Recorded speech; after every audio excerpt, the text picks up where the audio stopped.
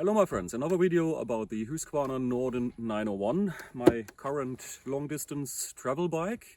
You might know I also have at my little house in the forest somewhere up there a little Yamaha WR250R, but that's just for local exploration. So this bike here is basically the one I'm using for traveling right now. And I've just done over 10,000 kilometers with that bike, kind of came over that mark. So I think it's time for a little review and first impressions, well, second impressions maybe, problems I see, the accessories and small modifications I've done. So hopefully you'll find this interesting. Let's take a look. So to be very precise, the bike has done now 11,216 kilometers. And I'm just back from a 4-week vacation actually, which took me down all the way from Sweden to Germany, down to Austria, Switzerland, Slovenia, and then even down to Croatia to the Adriatic coast to take a little plunge in the sea. That was 6,557 kilometers, okay, minus the 2 kilometers to get here. But I think I've done quite a good distance on that bike so far. So which problems have I seen? Let's start with that. Many people maybe put a little bit too much emphasis on the problems. It's the problems that are always reported in forums or in Facebook, but I think it's not really representative for the mass of bikes, because the people who are happy with it, they normally don't post that so much. So don't put too much value in all the negative things you hear about the bike. But I have to say, even that is one of the first that came to Sweden. I got it in March this year. The day after it was snowing again. Fantastic. I didn't have many problems. There are a few minor things. The first one was that I noticed even before I had started the engine the first time, before I went out for a ride. The day after I picked up the ride from the dealer, there was some pink liquid down there in the engine protection plate, how do you call it, dash plate, something like that, which proved to be coolant, of course. And I located that to a leak in one of the cooling hoses here in front of the engine, just above the exhaust exit. And I could really tighten that hose clamp about a complete turn. That applied also for the 2 other hose clamps I could get to. There's another one which is somewhere here under the tank, which I couldn't reach without taking off the tank. I left that to the dealer to do at the first service. So obviously in the factory they didn't really tighten that enough, or my theory is if you have new soft tubings, you tighten them, but then the rubber is creeping a little bit and it will loosen up over time and it will start leaking. Fortunately, the tubing didn't hop off. That would have been, of course, a disaster for the engine if it suddenly loses all the cooling liquid. And I told that to the dealer, and that has also been reported like in Facebook groups from other people. So it's a common problem. Probably we need to rethink their specifications for torquing these hose clamps in the factory, tighten them a little bit more to take into consideration that the rubber might soften up a little bit. So that was the one problem. Then I noticed that my headlight was shaking when I was riding in the dark like crazy, and it could really wobble like that. So there is a little screw on the other side up here. I'll show you that one in this picture, which connects actually the adjuster screw of the headlight to the headlight unit itself. And that one popped out. It just fell out and I lost it somehow. So the headlight was just shaking there. I found a screw that fitted, and the dealer sent me then later the original screw, which I, by the way, haven't mounted even. I need to check that it is somewhere on my kitchen table. Minor thing, but again, showing that there are some small issues in assembly of the bike. The third issue I see still, and I actually need to check if that is still the case. No, it is right now not, interestingly, is that the 2 buttons up and down arrow on the left hand side of the handlebar can be programmed with some easy access functions. And I like to have the driving mode, on-road, off-road, rain, something like that, on one of the buttons, and the ABS mode, off-road or on-road. By the way, there's no ABS off anymore. That's 05. On the other button. However, it looks like after a few days the bike is simply forgetting these programmings. And there's no function on the buttons anymore. And also that has been reported by other people, like in Facebook groups. I have addressed this to the dealer too. Hopefully Husqvarna is looking into this and might come with a firmware update in the future. My theory is that maybe the control unit has some sort of power state and for a few days or many hours and then goes into some sleep mode or something like that and then simply forgets it. I programmed that a few days ago now, and today is Tuesday. I came back with the bike on Sunday. I think I programmed that on Saturday, so right now the function is still there. I don't know, I couldn't really reproduce when it is losing that setting. Strange, huh? Then, just before leaving for my vacation trip, a day before I think, I noticed a more serious little issue, that the engine was wet here, probably oil sweating. And I wasn't sure if it is any of the seals here or maybe the screw that has a copper washer under it, so I think that needs to be tied somehow. I'm not sure what this opening here is used for. And then you have a few screws here out the water pump. But I still went to vacation because I noticed the oil level doesn't really sink significantly. I didn't see any change there. So I rode on and later got the tip, try those water pump screws. And the one which I could reach here with the tools I have with me, unfortunately, of course, I don't have a torque wrench with me. That one I could tighten a little bit, and now it looks like it's dry.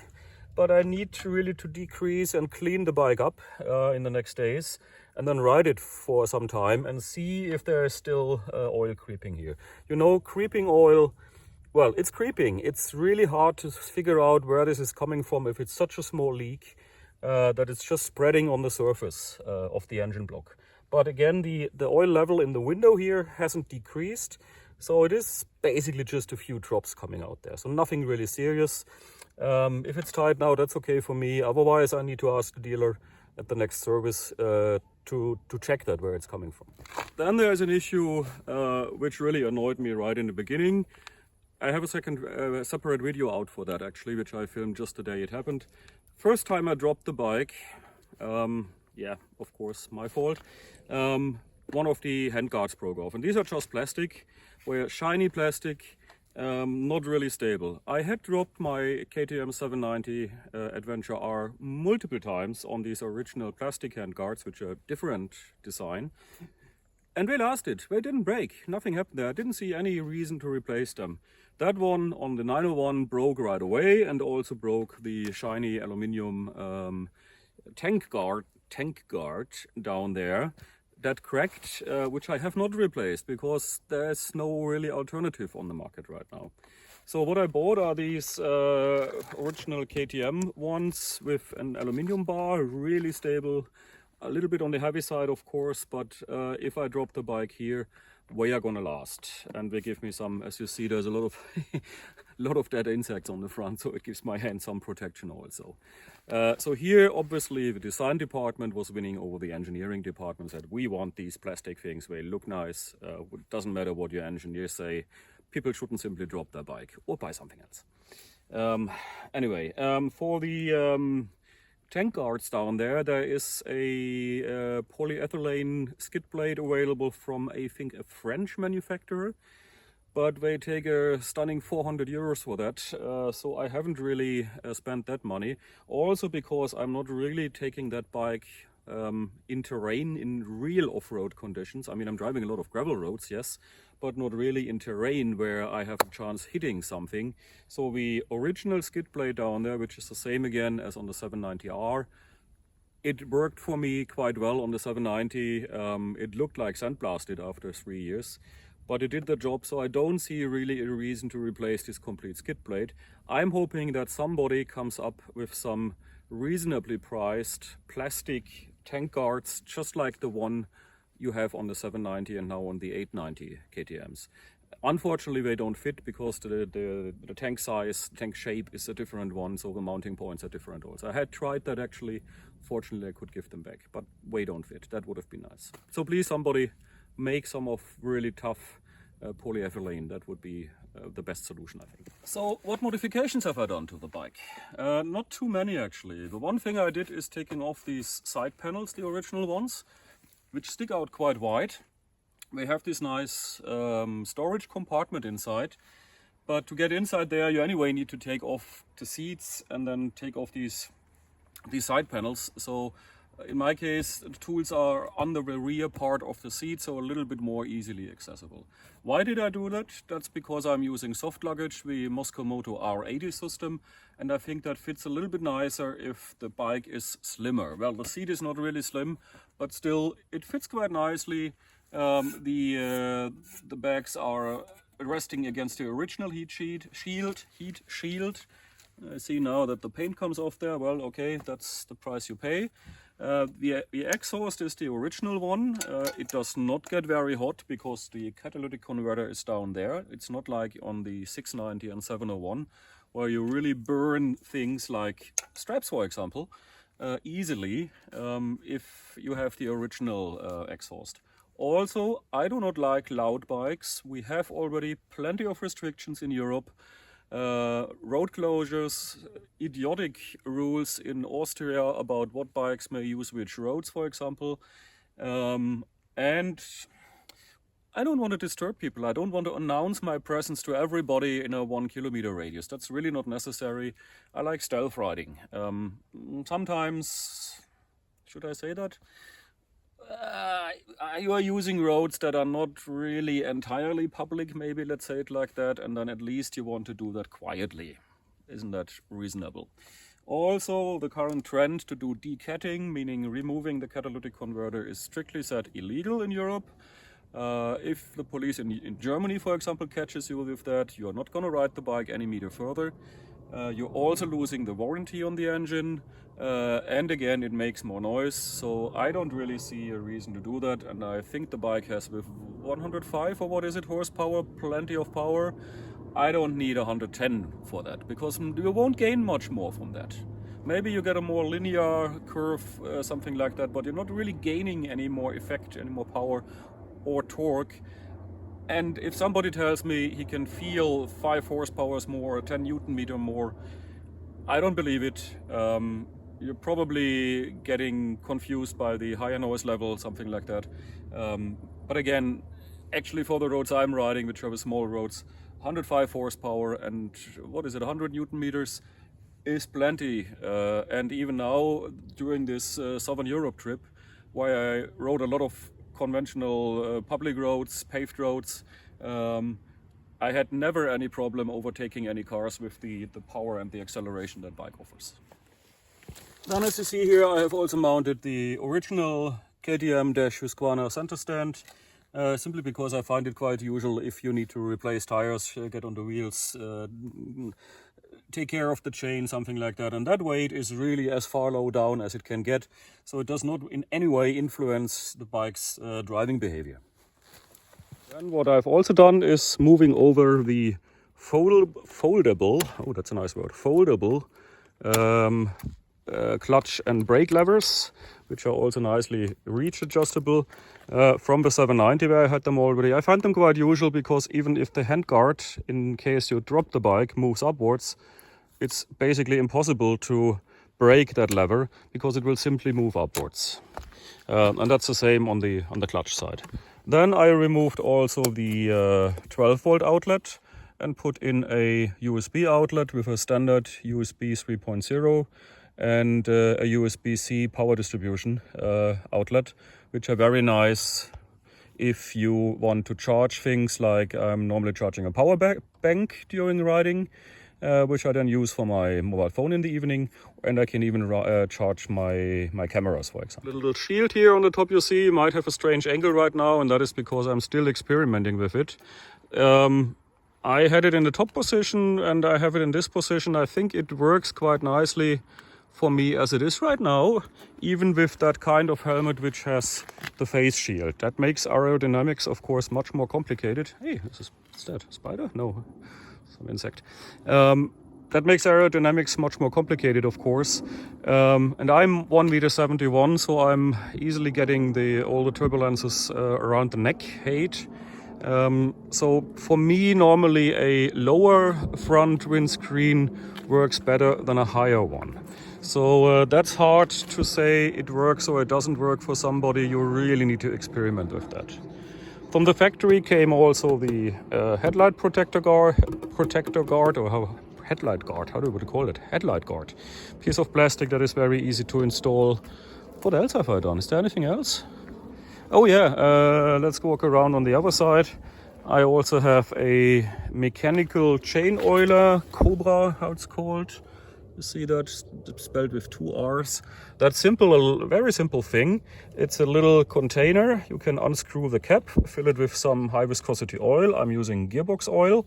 And then there's a tubing going to the other side, to the rear sprocket. And when I want to put some oil on it, I just turn it 1 turn or 2 turns, which compresses the volume and presses some oil down there on the chain. So there are no valves, no electronics, no complicated mechanics, very simple device, and it worked quite nicely. I think I consumed 2 fillings only on these 6,500 kilometers and had almost always a well lubricated chain. And finally, let's talk a moment about cost of ownership. I think that is quite okay for this bike. For the first service at 1,000 kilometers, 600 miles something I think, for those who still calculate in miles, I paid 3,500 Swedish crowns, which is slightly above 300 euros. That was 2 hours of labor and oil and a few small parts.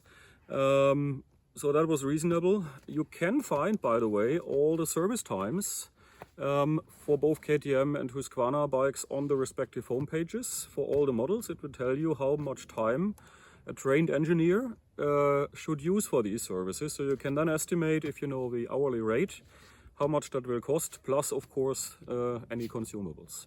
When I checked last time in spring, the 901 was not in that table yet.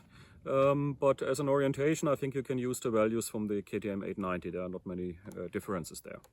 So that is 2 hours for the first service, and I haven't really checked what the next one is at 15,000. As I said, I'm approaching that date. Probably do this service this year before I put the bike into winter hibernation, so that it stays there with fresh oil. So these costs are reasonable. Next service is then 15,000, 13,000, 45,000, 60,000, and the 30,000 intervals also include, just like the 890, the valve clearance. So there I paid around 700 euros, so that is quite painful. But if you want to keep the warranty, unfortunately, you need to register these services in the dealer network.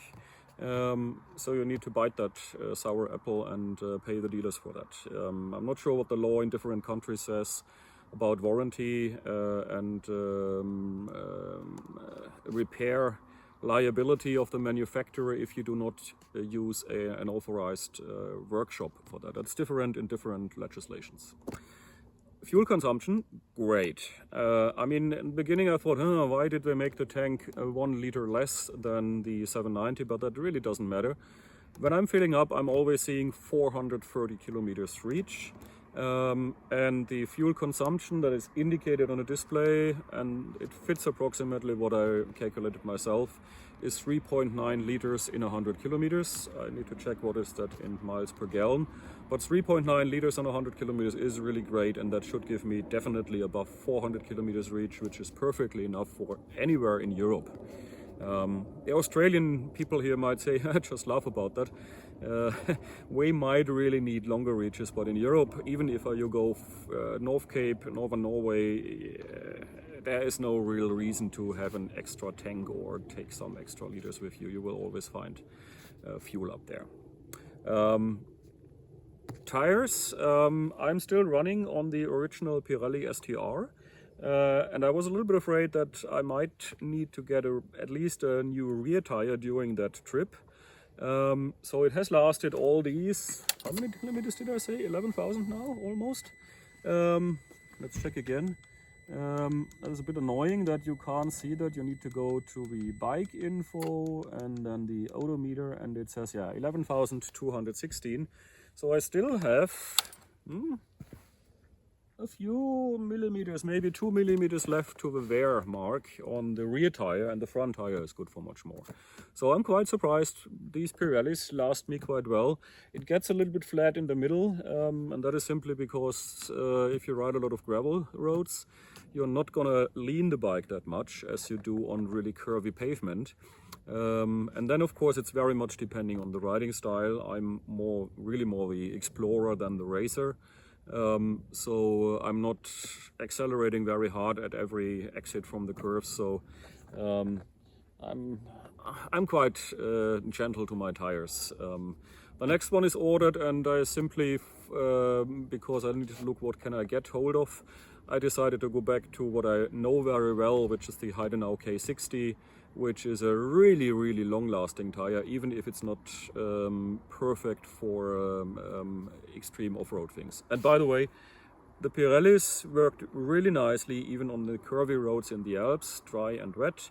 They work reasonably good on unpaved roads, but honestly they are worthless on grass, on wet earth, on anything like that. And of course, look at the thread at the profile and you will see why. Then you need something which much more negative thread. Is that called thread? Something like that in English. Sorry. More blocks, more edges to bite into the earth. But then, of course, you pay it with a much more reduced lifetime, which is for somebody like me who is doing 6,000 kilometers trips not really an option. So as a last point, handling wise, I found the bike really great. I mean, I haven't really the big experience with riding hairpins, for example. Sweden is too flat for that. Norway has a few, but coming down to the Alps, it's a little bit of a learning curve for me also to really get a nice flow on these hairpins on the really curvy roads. But the bike performed flawlessly. The tires are really good for that on pavement. So I didn't really have any problems there. It's nice to flip the bike around with this deep point of balance caused by the low tank, even if it's fully fueled. So I think it's a great handling bike. The suspension worked quite nicely, even on really rough roads in Slovenia. I did some small sections of the Trans-Euro Trail, the TED there, which is not really, it's more rough surface than our Swedish well-graded gravel roads, but that was okay. And I haven't changed anything on the suspension, by the way. I even forgot to increase the rear preload.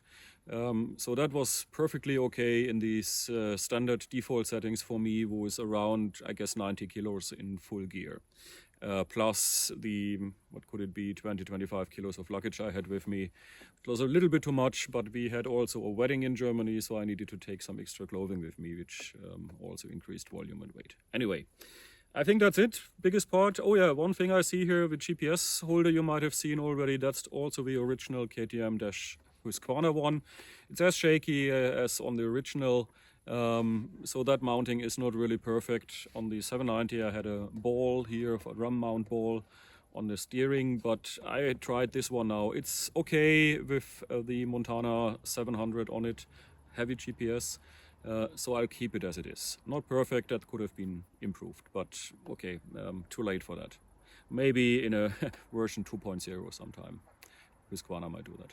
Okay, let me know if you have any questions or comments down there in the comment section. Subscribe me if you haven't done it. I'm not commercial, not gaining any money from anybody for anything. I'm just doing this because I think it's fun. And hopefully I can give you some tips. And if you have any for me, feel free. Okay, good. See you. Bye.